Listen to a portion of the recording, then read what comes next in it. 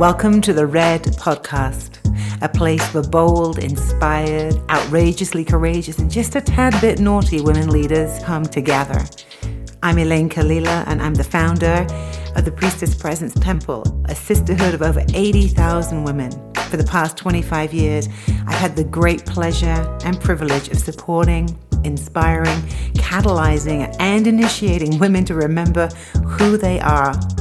The Red Podcast is a place where you can come to lean into your edges, listen for that which yearns to be expressed more fully through you, and to say yes to the places that probably scare you. More importantly, I'm going to be talking with some amazing women who are spiritual and grounded, and we're going to be chatting about what it takes for each one of us to step into the legacy of our purpose and fully bring it to the world that we're here to co-create. Your presence is a gift, so I say bring it. We're here to listen to your red, your leading edge, that place of evolution within you. I hope you enjoy the conversations.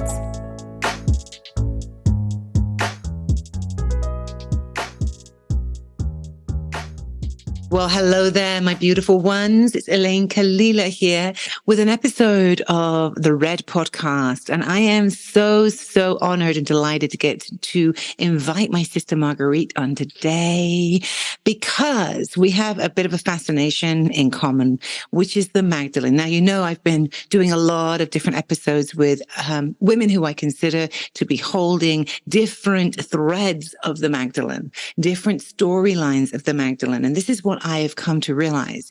She is showing up in so many of us right now. And each one of us is kind of weaving a thread, if you will, into the tapestry that's helping to reveal a bigger picture. And so I'm super honored and delighted to get to invite Marguerite to come on today because I know that you, my love, have just stepped into offering a new offering in the world to do with the Magdalene, and I want to know all about it. So tell me where you'd like to start. First of all, thank you so much for having me. I'm honored to be with you because I consider you really the apex of, the Magdalene priestesses on the planet. Not to invalidate anyone else, but just say, okay? Bless you. Because of the kinds of experiences and discussions we've had in the past, So, and each of us is a Magdalene, but we're also like anything. We have our own, it's like the eggs in a womb. Right. Each one is part of the mother, yet she has her own combination. And so that's how we all are as the Magdalene priestesses, right? So yeah, I mean, I know you've been teaching about Magdalene and embodying her and doing ritual around her for years. And myself as well, although there's been a hiatus because I was teaching about her back in the 90s when Margaret Starbird's book first came out, The Woman with the Alabaster Jar. And I was, Miss Scholar that I am, I just created these slideshows and started presenting on her. And then I did this course at Dominican University of California it was like a full semester course that was focused on Magdalene, but then the whole context around her. So now that I've been doing a whole bunch of work on Mother Mary, as you know, writings, teachings, and so forth, I felt like I was returning to Mary Magdalene on a new rung of the spiral, maybe a couple of rungs higher or whatever. Yeah. And I was telling you earlier, I feel like I'm going through the whole Holy Family. It was a brilliant way to say it. Each one is going to be featured, because I feel like I want to focus on the mysteries, teachings of Jesus next and all that. Anyway, so I'm turning my attention once again back to Magdalene after having done this huge foray into Mother Mary, and then learning also about their relationship through this unique research. So that's the beginning of our conversation. Well, yes, exciting. And I loved your analogy that we're all like eggs in a womb and we all hold these different strains, if you will, of the pieces that we're bringing back together. And I think it's super exciting. And I just have noticed in the last even few moons here, that suddenly everywhere I look, and you know how it is, once you started looking for it, you see it everywhere. It's one of those experiences. But everywhere I look, Magdalene, it's Magdalene. Yeah. Like she is just like captured something in the cultural zeitgeist, in women, in the understanding of her teachings and who she is within us, not just as a historical woman, but also within us as a collective archetype. So Exactly. I'd love to have you share a little bit, because I'm just now finding out about Marguerite's new offering in the world. And I'm always obsessed with finding out more information of what other people are gleaning about her. So I'd love to hear what new information you've been finding out about Mary Magdalene and where she comes from, and this relationship between Mary, Mary Mother, and Mary Magdalene. I'm super curious. So wherever let's focus a little bit on that. The new course that I'm offering is called the 7 Mysteries of Magdalene, because as I started looking at the material again in the texts from new eyes and new perspectives, and then I thought, how can I be sure to make this relevant to everyone? We're all developing the Magdalene within, right? So what I came up with, and I know you've had like 6 faces or 6 faces of the Magdalene, and I didn't even look carefully at that because I'm always like, just let me focus on what I'm getting. I don't want to be influenced or plagiarized. Totally. And so what I've come up with are these 7 mysteries based on what I've found in the text. I mainly focus on the New Testament and the canonical Gospels, right? I also don't look a lot at the other oracularly received revelations from people. Again, just to keep clear into my own information. And I honor, everyone again is getting stuff right about her because she's so huge. These figures, these deities are on the level of that they can contain the whole, right? So of course, whatever you come up with. So some of the new stuff that I've come up with about Mary Magdalene is not just that she was a tantric priestess, which I think you've probably picked up on. A lot of people have picked up on. But I was able to find the thread in writing my next book about Mother Mary of how Magdalene is a divine birth priestess. And I finally was able to, through the texts, like reading it and doing the midrash, which is what I do, like digging into and applying my lens onto it, that I realized that Mother Mary and Mary Magdalene are both Marys. They are priestesses of divine birth who also carry the womb mysteries. I mean, divine love, who also carry the womb mysteries. Okay. I have been able to, and this is what we're going to look at in the class, tease this out. Like what is the evidence for this? How is this so that we can make sense of it? So they're ends of the spectrum where Mother Mary is the celibate, sacred parthenogenesis version of the divine birth priestess. And Magdalene is the tantric version of the divine birth priestess. They're Kadesha, right? They're that term for those priestesses that are named in the Hebrew temple, which, as others have pointed out, probably you, is why Magdalene is imaged as the prostitute. It's not all wrong, okay? But the idea is that what does prostitute mean? It doesn't really mean the degenerated form later on that was disconnected from spirituality that then became a sin. It's the sacred, I am the whore and the holy one, not because we're carrying opposites, but because the whore is the holy one in this, okay? What is the whore? This is the highest level priestess of divine birth, who sometimes engages in sexuality as part of it and sometimes doesn't. So that's like the hot before even off the presses thing of how we're going to be looking at this. And so I'll pause there because then there's, the piece of Mother Mary and Mary Magdalene and how they interacted. What are your impressions? I mean, what you yourself are the master here, right? Well, it's so fascinating because I wrote a poem a few years ago that was really the genesis of the Red podcast. and it was called Red, and it was Red Woman, and it was about tracing this red thread way, way, way back throughout history, right? And some of the pieces that I started to work with were these names that Magdalene has gone by, right? And so what you're speaking to around this, I am the Holy One, I am the whore, I am the scorned one, this beautiful Song of Solomon, That's right. This gorgeous text that we have that's so much about this idea that we're all of it, right? We're all facets of life and humanity, and that it's in accepting and bringing all facets of us together that really the path lies. So that piece, and then I learned that the word harlot means womb of light. And when you just sit with that for a moment, you go, womb of light, harlot? How is that even possible? And then what we see, like you see the denigrated version of the whore.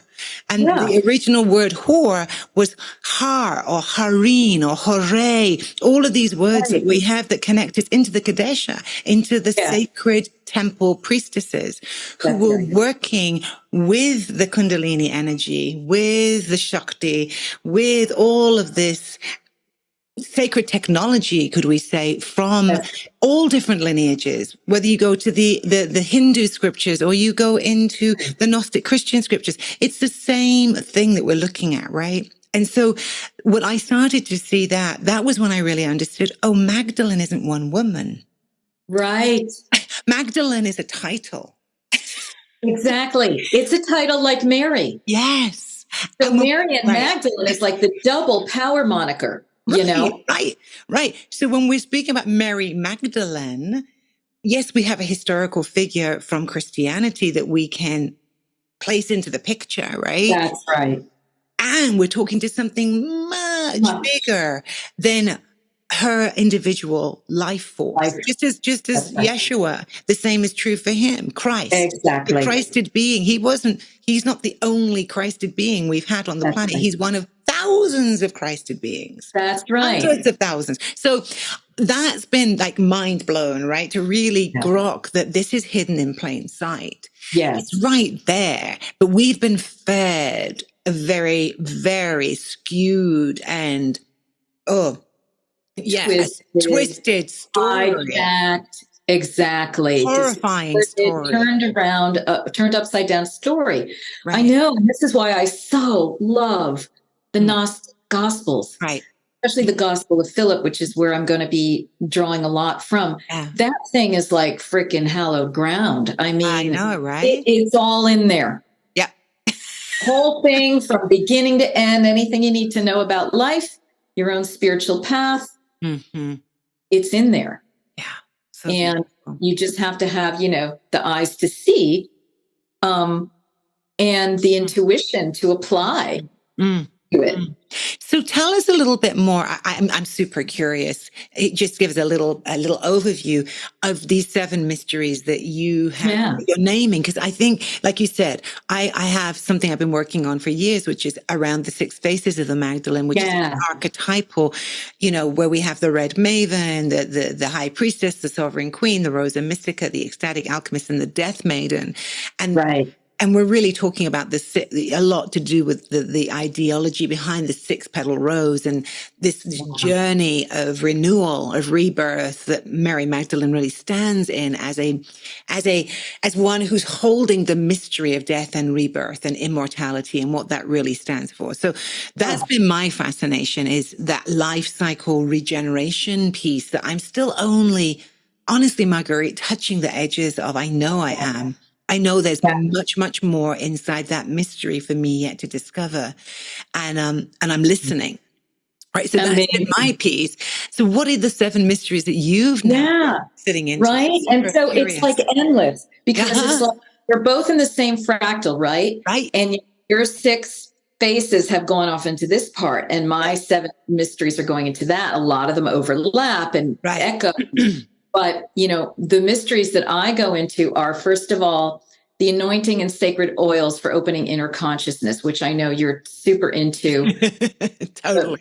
Diana Dubrow and all that. And we're going to be partnering with her as an affiliate, and really with you, to draw people to your courses and so forth as part of this big work that's happening. But, you know, we're looking at how was Magdalene what is called the myrrh-bearing priestess. Mm-hmm. Okay. What does that mean? What was myrrh? How is that related to all of the other oils? How is the scent and the oil an entry portal to the other dimensions of reality? Yeah. The rose, the frankincense, the myrrh, the nard, you know, and just going deeply, you know, much more deeply into that mystery. And then what does it mean for us? Like, how do we start working with these oils? I love your kitty. I know she really likes to be part of the show. She does, of course she does. They're like, a lot of good stuff is happening here. We want to be in that. I know, totally. You know, so that's one of them. And, you know, feel free to stop, comment anytime. I know that that's a big area for you. Yeah. Well, let's just feel into that for a moment, because I'll weave one thread in, Marguerite, and then I want to hear the rest, because the scent anointing is really a whole tradition that I've been sitting in the mirror for with my beloved Diana Dubrow. We offer the Rosa Mystica Mystery School, as many of you know, and we're really dedicated to training women in the ancient art of being a scent priestess, and actually really moving through those mysteries of how to do that as an anointing priestess. And so it's been a really big part of my life. And what I will say about, there's so much to say, but one thing I will say about this, which also is to do with the etymology of words, and you and I both have a love of words, which is that the word anointed means Christed one. Yes. You anoint someone, you are awakening the Christed being within them. It's a frequency shift. The oils carry frequency. Right. They're essences that raise our vibration through their teaching when we take them in. And when you take an essential oil into your body, it crosses the blood-brain barrier. It's straight into your bloodstream and begins to inform your consciousness and shift literally your vibration in terms of your hertz readings. Like that's what it does. And so this process that Mary Magdalene was using as a scent anointing priestess, as a mirror for, as one who was carrying these holy oils, was anointing beings that they may meet the divine within themselves as a portal. You know, the other way we can look at Magdalene is that she is a portal opener. Magdalene means great cosmic portal or great doorway between the worlds. And so it's like all these threads, right? It's just endlessly fascinating to me. So I've already gotten chills like 4 times. So I'll throw it back to you, because you and I could probably talk for days about all of this. I know. I mean, just any one of these. And this I know, right? Found. And it's like a couple of months ago, I started getting messages, even in sessions with clients about scent, smell as a portal, right? Ooh. Okay, you know, so everyone, and the connection with the fae and the fairies, right? So none of this is separate. And then, you know, it turns out that Indigo Angel now, who we're also going to be affiliating with, has this starseed activator line, because she's a serious oracle. Yeah. He's put them in combination and connected it with various star systems, right? Wow. And so, I mean, that's huge. Not to mention, as you were saying, the death end of it, the embalming, you know, the myrrh part of it to embalm the bodies. What was that all about? Like, just as the anointing is opening people up while they're in the body, the embalming is helping the soul to transmit through to the other dimension, right? Yeah. So there are just so many things associated with that. So that's, I mean, we could go on and on. Should I go to the next? Yeah, we go to the next one, because if we get lost up inside the death mysteries, that'll be it. I mean, my God. And that's one of the mysteries too. Let's go right into that one. You know, let's go to the Alpha and the Omega. You know, one of the mysteries I talk about is something that we hear in Magdalene's gospel, the Gospel of Mary, that is attributed to her, that she is the main personage we talked about. It's her experience in there. And so this is the mystery of transforming demons for healing ourselves in this lifetime and beyond, because what she is given by Jesus is specialized teachings that show you what the basic soul goes through in the bardo. the kind of 7 gates and the annoying things that you encounter. And what the code phrase is that you will need to remember to express when these beings come at you so that you can keep moving to the next rungs of the ladder and on into the light, and this is also, so these adversaries or archons or whoever who come to your soul as you're trying to cross, it's a big deal when your soul is leaving the body. And these are also things that we find in life. Right? How many descents do we make? How many dark nights of the soul? How many Pluto opposite the sun transits do we have? And all of a sudden, oh my gosh, we're dealing with openings to seeing the underworld in our own lives and in the other dimensions. And so this is like really intense information. Of course, it has to be. Yeah. The death, the birth, the rebirth. Is going to be encompassed by the Magdalene. So this piece, and again, what's so amazing about each one of these mysteries is an entire mystery school exists around even one of these, right? So now we're into the Eleusinian mysteries, we're into the Anonymous, we're into the Venusian, the Way of the Rose, the Sisterhood of the Rose, this whole nature of what we're learning and remembering around where I've been focusing my work, which is like, I'm very much about being here. Yeah. On the planet. Exactly. I came to be here on the planet to experience being a human being this time around, and the incredible mystery school and soul curriculum of my humanity. And for me, Mary Magdalene is the embodiment of these teachings of how to face into these 7 gateways and these demons or shadows or basically aspects of our humanity that are so normal and natural to us as humans that are our curriculum behind which we then get to choose. Are we going to choose love or are we going to choose fear? To really, very basically. And that this technology that she shows us inside the Gospel of Mary, it's very grand and mythic, but really it's also everyday life. Every day. It's practical. Every day. It's very practical. She's a practical priestess on that level. And what I love about Mary Magdalene, and this is part of what keeps me coming back, is that it is the love of our humanity that opens our divinity. That's what she keeps saying. It's through being more fully human, or anthropos, that beautiful word. The anthropos. Right. That we awaken the divine self through the eye of the heart, which is what Jesus was waffling on about the whole time. The eye of the heart, this nous, this way of seeing through a part of you where you're seeing through the eyes of your awakened heart. Is here and fully present with human experience. So, she is full on with each of the chakras, off of which Jesus took demons. Exactly. You know what I mean? Like the 7 demons that he took off of her were, I think, on each of her chakras. So she's got the heart chakra, she's got the womb chakra, she's got, the seeing. That's right. Yes. Very much so. And that bringing heaven to earth is one of her mysteries, which we hear in her legends, primarily in France, that 7 times a day she'd go up to heaven. The angels would take her, right? Yeah. That's right. But really what was happening is 7 times a day she was bringing heaven to earth. Okay?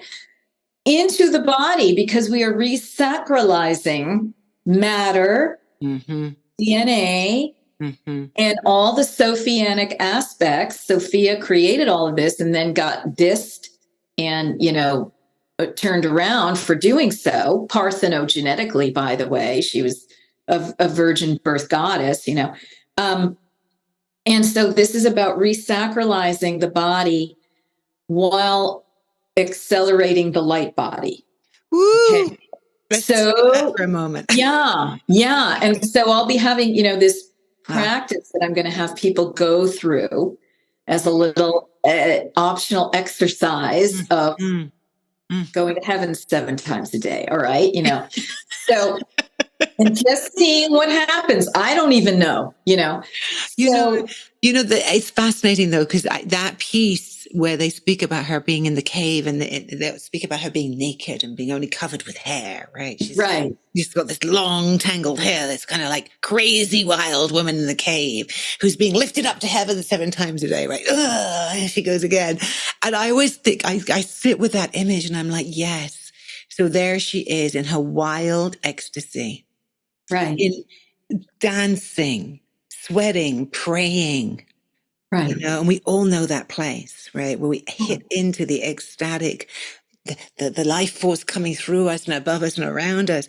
And in that ecstasy, she is embodying that heaven on earth. She is the living prayer of that. And that is a very different reading of what it means to be embodied in this human body that has the ability to feel this.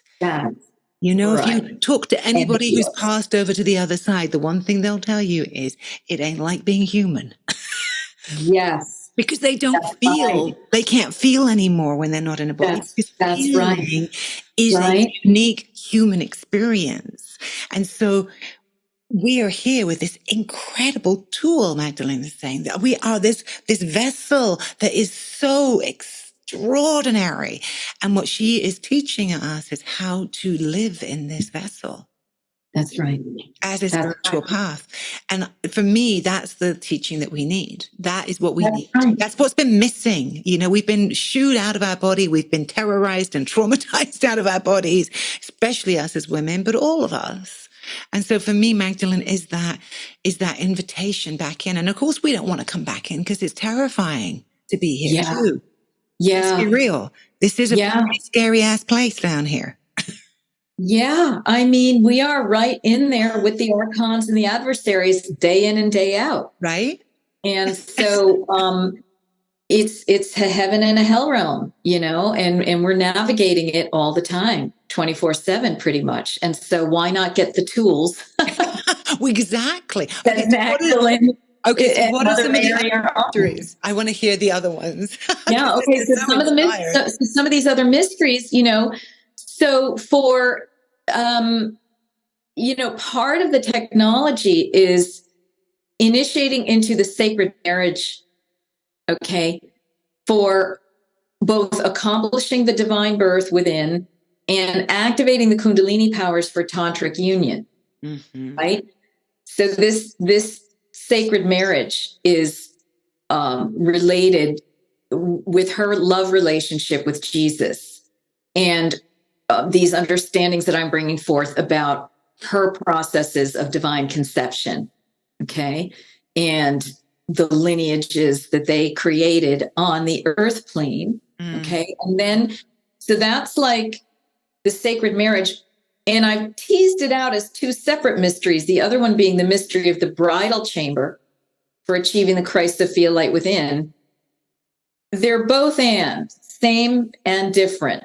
Yeah. You know, the sacred marriage really can only happen when you've had the bridal chamber within. So that is a Gnostic Gospel of Philip technology, chrism or whatever that they talk about. What is this bridal chamber, you know? and right. And so it seems like sometimes they're talking about sexual couples, but then if you look deeper, they're talking about that inner unification. Yes. Self-love, right? Yeah. Fostering your own divinity within and going quasar or rainbow body within while you're in the body, right? I mean, this is what these beings modeled for us: Jesus, Mother Mary, Magdalene, probably John the Baptist, and others. And so we're going to be playing with these technologies and these different angles on this sacred union for those 2 mysteries. And of course, then, you know, a very strongly related mystery is the mystery of what I call Mary or Mary love, looking at what is that name Mary, meaning divine, you know, priestess of divine love, who always carries the womb mysteries as well, for activating our sacred heart. Okay, because the womb chakra has to be emphasized. The heart chakra has to be, all of them have to be emphasized, but especially right now on planet Earth, we're trying to move from the third chakra of will to the fourth chakra of heart, integrate those two. And so we're looking at the technologies about heart awakening and expansion, because she was a heart priestess. Those Meri, M-E-R-I, is a term for love in the ancient Egyptian, and it's where the word Mariam or Miriam came from in the research that I've done. See, these are the pieces. Okay. These are the little breadcrumbs. These are the little breadcrumbs that, are part of a gluten-free piece of bread. Yeah. And so we've gone through, let's see, most of them now. We've just in one. But no, the mystery of sacred sisterhood, and that's where Mother Mary comes. Okay, good. But let me pause and see. Well, I just, to me, this is like the feast of agape. That's what it is. I'm like, can we go here? Can we go there? I want to go to all the places. Sometimes I marvel at my own obsession with this material. I'm like, like if someone had told me years ago, oh yeah, you're going to be out there talking about Mary Magdalene and Yeshua and this whole thing, I'd have looked at them like they'd lost their minds, because, I was an early lapsed Christian at the age of 13. And this is really what you're sharing here, Marguerite, is. And what I love about what you bring to it is that you're such a scholar and you're such a researcher that I can feel the refinement of all the threads that you're pulling through, and also that you've dived so deeply over the years into this whole world of parthenogenesis and Mother Mary, and this whole idea of the conception and birth and what that is, right, from a literal perspective. That's right. Of giving birth. And now there's this other piece that's the divine birth, which is the birthing of the divine self within us. And what you're speaking about, this pathway, and I've sat with the Gospel of Philip a lot in terms of the bridal chamber, because that image, that metaphor is so powerful. And for me, a lot of the work I've done around these different stations or chakras or work with archetypes has been building the inner landscape and architecture. And so coming into meditation of seeing that bridal chamber, and what if in that bridal chamber it is your divine self that you're meeting and that you're love making with. Yes. Oh my gosh.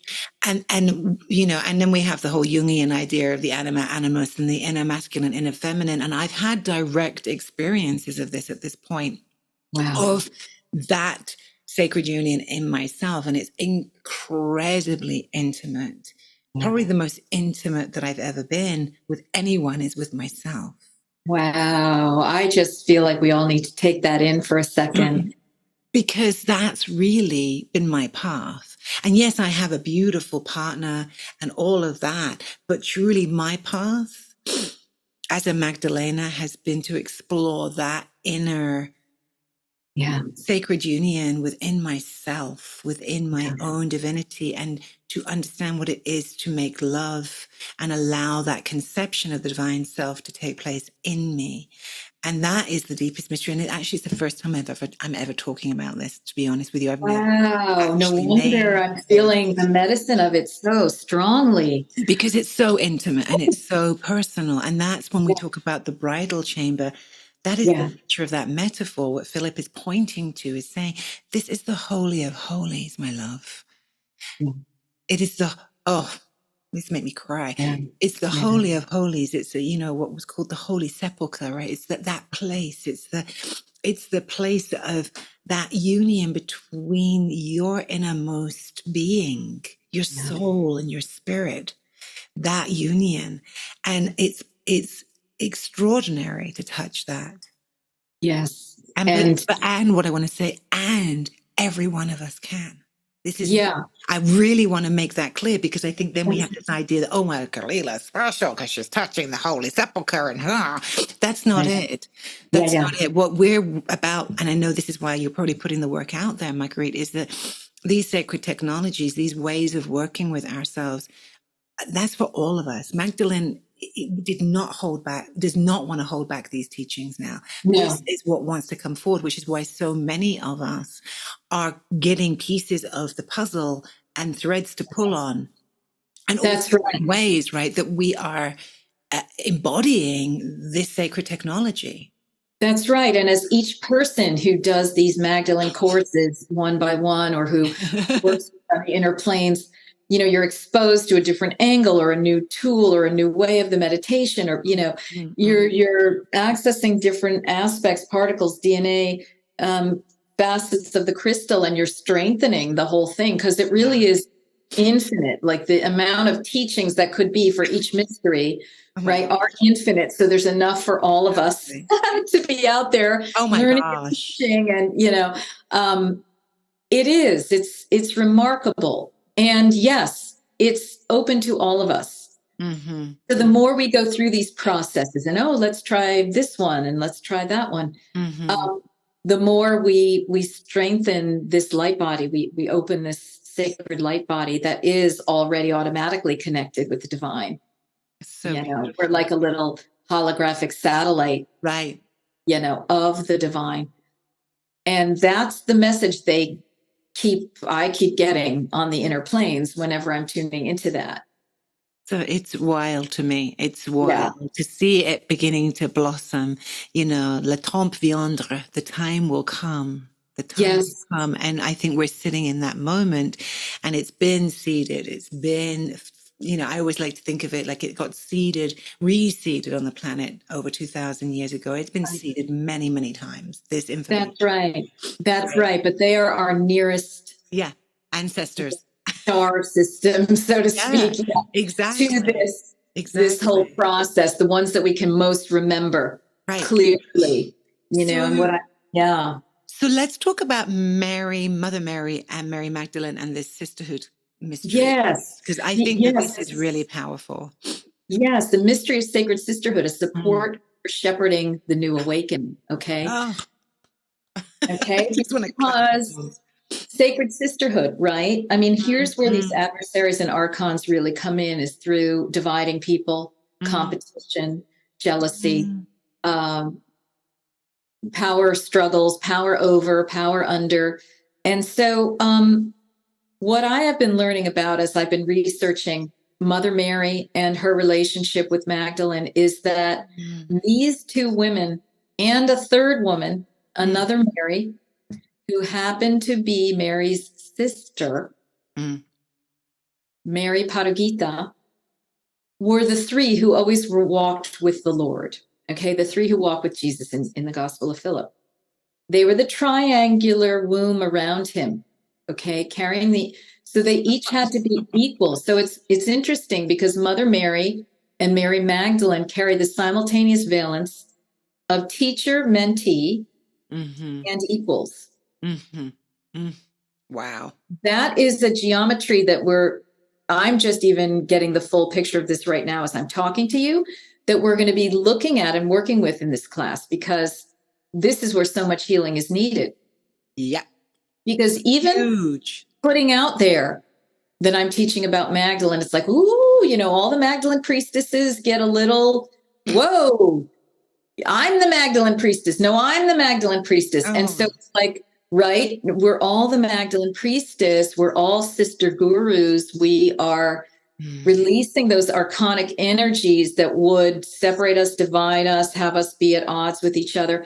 And Mother Mary and Mary Magdalene were the key to that, because Magdalene carried lineages and ideas and concepts and Akashic material from her lives. And so did Mother Mary. And yet Mother Mary was the supreme leader of the early church. And she was the mentor who promoted Magdalene in various aspects along the way. And they became equals working together around Jesus. And then, okay, get this equation. If Mother Mary is the mother of Jesus and Jesus is Jesus is the wife of Mary Magdalene, ergo, Mother Mary is the mother-in-law of Mary Magdalene. Okay, Yeah. just on the human plane. Yeah. What?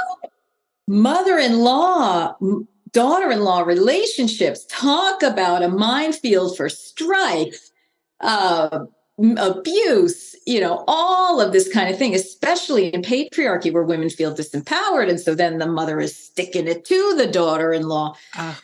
Okay, so all these things are like what we're reconciling when we come into realization of the harmonious aspect of the duality of these two women, as well as the triangle that they formed with Mary Paragita. And so usually the triangle is sometimes seen as unstable, two's company, three's a crowd, but they worked out that triangle.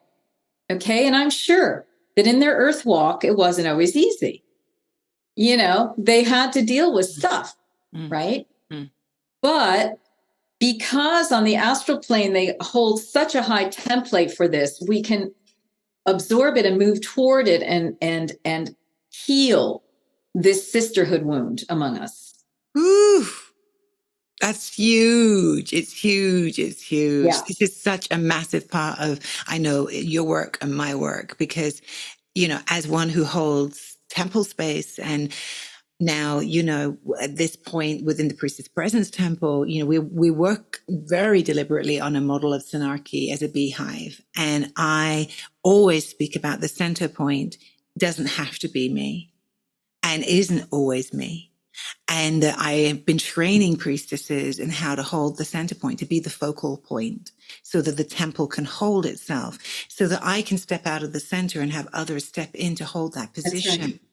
And that's what you're talking about and of course, yes, okay, I am still the main focalizer as it stands right now. However, that model that you're speaking about is the one that has come to me as being the most powerful one, which is that I can be the mentor and your equal at the same time. That's right. Mentor and be my mentor and equal at the same time, right? And that this collapsing of the hierarchy, or the dismantling of the hierarchical aspect where we have God, Jesus, and then everyone else, right? It's like, no, that is such an inversion, that upward pointing triangle of the down. I mean, like, the yap yum, if you can see what I'm doing here, an upward pointing triangle and then the downward pointing triangle. And the women have always been holding what it is for us to actually be here, and to be in relationality and interconnection and interwoven, and understand that we are, this is beautiful Thich Nhat Hanh phrase of interbeing, right? We're interbeing with one another. And that this idea that we can learn from each other, and that everybody is holding some codes within them. And if you're called here, it's because of that. And that our job is actually to help one another to step into those codes as fully as possible, so that we can all receive the medicine that we have for each other. That's right. Absolutely. Absolutely. Mind blown on that one. Yeah. The sister guru, the sister guru model, which is based in respect. Right. And an understanding that sometimes someone might be in the role of the elder.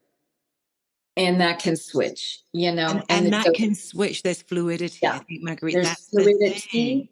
And I love the geometry of what you're describing is like the center is everywhere. So if you are resting on a particular day, week, month, or year, the whole thing doesn't go, the structure of it, all the nodal points are still there. It's a weave. It's a 3-dimensional, 5-dimensional, whatever weave that's still intact. That's right. And also it's about turning from the triangle from the hierarchy into the foundation.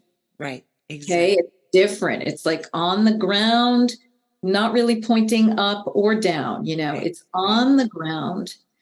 And so we're working with geometries, right? And just many dimensional aspects of this. The emotional layers, which is where being able to work with those inner and outer adversaries is very important. The ones who call us names and tell us how inadequate we are and all of that. because all of that work that we do in all these different mysteries enables a more harmonious human interaction. And that's how we are bringing back Eden or the new earth. Okay, in ways that we used to have it to some degree in Lemuria and other epics that we probably don't even remember. So we're weaving it all together here. So I know that we probably need to finish, and there's so much more I have to talk about with you, but what is why now for you? Why Magdalene now? Because as you said, you've been residing really with Mother Mary for many years and bringing her mysteries through and teaching and sharing spaces about that. And I'm super curious what has called you personally right now, Magdalene? On the practical level, being the director of my school, Seven Sisters Mystery School, I am always wanting to offer something new to people. And I've always been like that as a teacher. I kind of rarely rest on my laurels. It's like, okay, been there, move on. And so when I looked at what is in this treasure chest that I have not really yet brought out, it was the material about Magdalene.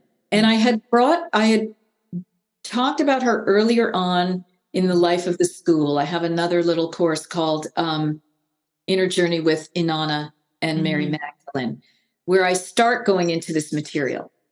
But then I realized that so much time has passed and information has come in that it just felt like time again to start looking at Magdalene and bringing her forth. And she was coming into my new book on Mother Mary. And it was just like, wow, okay, there's a whole other domain of material that wants to come through me about this.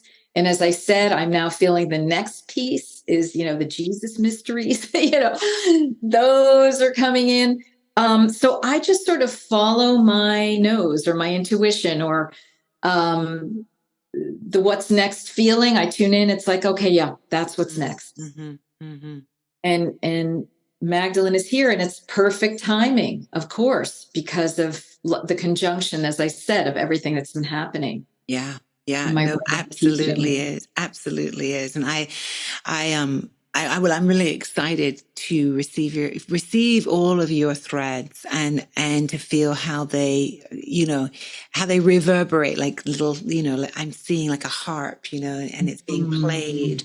And there's all of these different resonances between the materials and the ways in which we've come. And what I'm always so amazed at too is, yes, the fractals of the different frequencies that we hold, right? That how you're bringing it through is unique to your fractal. And one of the things that I know for sure, and I've had this calling, so stay tuned, loves, because I've been visioning this for a while, which is to call together all of the women who are teaching Magdalene work and to actually create something together whereby we work with this sisterhood piece, with this, how can we all be together in this? Can we all respect one another for the different streams that we're standing in? And so you're just giving me more Shakti input for that, because it's been coming to me and I've spoken to a few sisters around it, and I feel like that's time.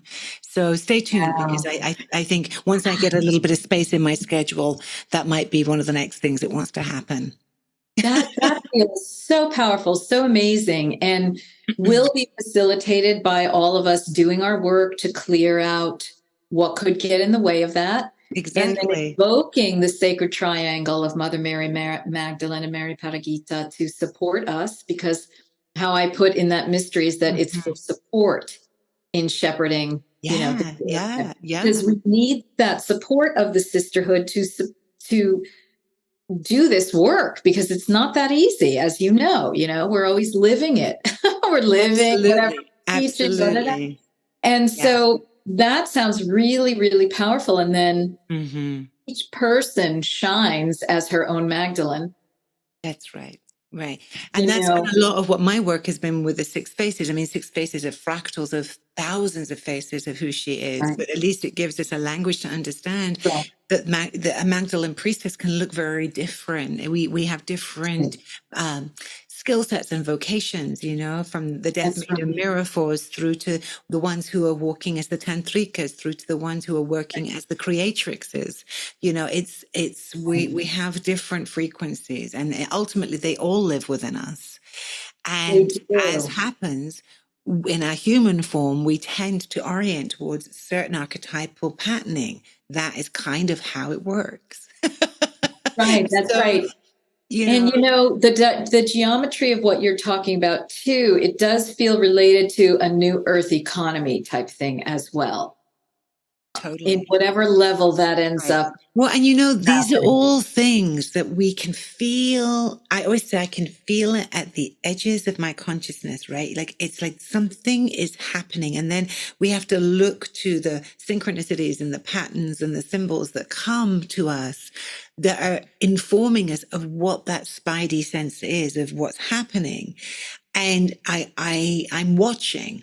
I'm watching and I'm listening because I'm seeing it happening in front of me. And I'm also, like many of you who are listening to this, probably, we're all a little bit surprised that we're part of this, to be honest, because this is not on my life plan. I know. I'm like, what the heck? How did it end up that I'm in this kind of sort of Christian boat? I don't know. I don't know how I'm in that boat. Right, exactly. Yeah.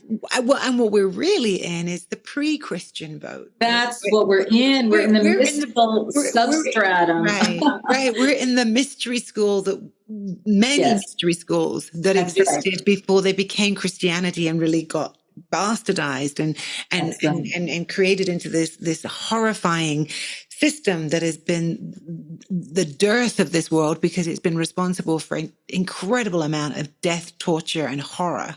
Yeah, I just can't even reconcile it sometimes. I still have such a hard time reconciling that is done in the name of the Lord. I know. It's like, I think they all saw and knew, the things I write about that Mother Mary envisioned and all. They saw and knew that these energies were going to congregate right around it, almost take it over, or, essentially.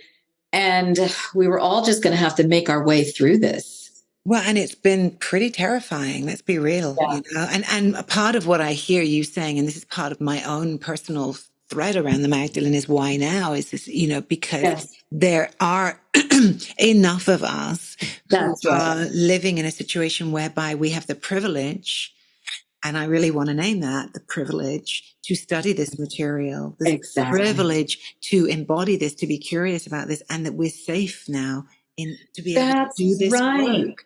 And that is the bigger picture answer of, I gave you like the little Marguerite world reason. But of course, there's this larger, now is the time reason, collectively, astrologically, whatever, the timeline, this is it. There's a critical mass of people who have awakened to what's going on, and we are more safe now. That's right. And that's why it's rising up, because we can. That's right. And we have the technology, we have the ability to have these conversations, and we have the ability to go onto the computer and research things and find information that we just couldn't find before. I mean, it's and it's incredible. And so I just am so excited to receive you here, my love. And I know we need to finish for today. But thank you. I just love hearing also what you're saying. It's just talk about a playing of a harp. It's like we're both playing a harp. And that's really it, and it's all to do with the vibration and resonance and the stories and the teaching and the embodiment, but really at the heart of it, you know when you're in the presence of someone who's walking this path because you feel it. Yeah. And there's a reason behind that. So with that said, my loves, everyone else who's listening to the Red podcast today, I'd love to hear your comments. You can find us on Spotify, on Apple Music. And I really, really would love to hear what threads perhaps you're starting to find for yourself or to follow, or how she's coming to you, because this is the truth. For those of us who are drawn to her, she begins to show herself to us and start to guide us. And so I'd love to hear from any of you around that. You can find out about Marguerite's new program on the links below this podcast, and also where you can find Marguerite online as well as on her social. So, my loves, with that said, we will return with another fabulous episode. And you've probably realized that my little obsession, or I should say my big obsession at this point, with the Magdalene is kind of infiltrating the Red podcast as she would want it to be. And this is, I think, the 7th or 8th episode in this season that's dedicated to Magdalene. And so I'm collecting these amazing interviews, which is why I'm thinking about this idea of gathering all of the Magdalene women who are holding her cadence out there. So stay tuned for that too. More coming. Much love to you, angels.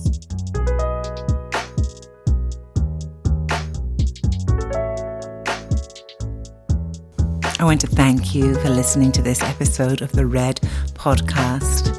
It's been an honor to have you here with us.